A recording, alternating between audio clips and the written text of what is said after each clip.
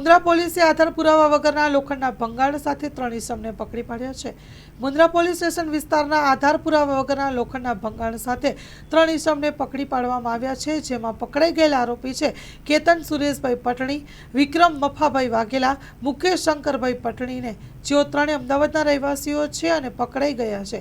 કબજે કરેલ મુદ્દામાલ છે લોખંડ ભંગારનું વજન 26 ટન, જેની કુલ કિંમત ₹7,34,440, 2 આઈસર ટ્રક જેની કુલ કિંમત ₹10 લાખ હોતા કુલ કિંમત ₹17,34,440ના મુદ્દામાલ કબજે કરી ધોરણસરની કાર્યવાહી હાથ ધરી છે। Story report by Kiran Goribhuj. માં motor driving, safe and sure driving. Driving એ શોખ સાથે આપની મોટી જવાબદારી પણ છે। અમારા ઇન્સ્ટ્રક્ટર દ્વારા સચોટ અને સરળ માર્ગદર્શન। આપની રોજની તાલીમની માહિતી મેળવીને શું અધુરાશ છે તેના ઉપર પૂરું ફોકસ કરાય છે।